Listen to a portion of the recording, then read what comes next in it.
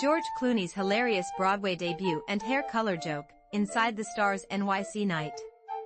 Have you got a story? Email tips@dailymail.com. In a delightful twist of humor, George Clooney took center stage on Thursday, not just for his Broadway debut but also for a charming self-deprecating joke that had everyone laughing. The 63-year-old Hollywood heartthrob returned to the vibrant streets of New York City to grace the stage in a theatrical adaptation of his acclaimed 2005 film, Good Night, and Good Luck. This exciting stage production, which kicked off previews in mid-March and officially premiered in early April, is set to run through early June, giving fans plenty of opportunities to catch Clooney in action. On this special day, Clooney was honored with a portrait unveiling at the legendary Sardi's restaurant in Manhattan, a cherished tradition for Broadway stars. As he stood before his portrait, he couldn't resist poking fun at his own hair. With a playful grin, he remarked, "I like the hair color. It's much better than my hair color right now," referring to the darker locks he sported for his role as the iconic Edward R. Murrow. He continued, "That's better. It's gray, mostly gray. There we are, thank you so much," as he held up the portrait for all to see. But the laughs didn't stop there. When it came time to sign his name on the portrait, Clooney cheekily suggested he might sign it as his good friend Brad Pitt instead. Talk about a fun twist. Clooney's journey with Good Night and Good Luck is quite remarkable.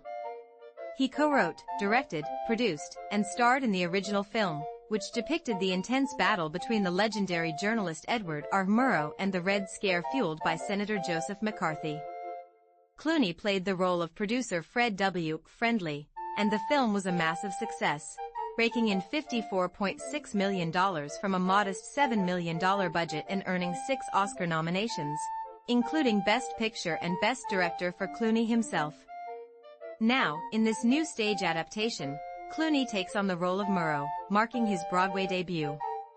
When asked why he didn't portray Murrow in the original film, he candidly shared, "Murrow had a gravitas to him that at 42 years old I wasn't able to pull off." The duo of Clooney and his longtime collaborator Grant Heslov created the original film as a response to the U.S. war in Iraq, and they felt it was time to revive this powerful story to reflect on the current political climate under Donald Trump. Clooney expressed, "I just thought it was a good time to talk about when the press held government to account." Heslov chimed in, emphasizing the timeless nature of the story, stating, "This is a story that stands the test of time. I think it's a story that you can keep telling over and over. I don't think it will ever thematically get old."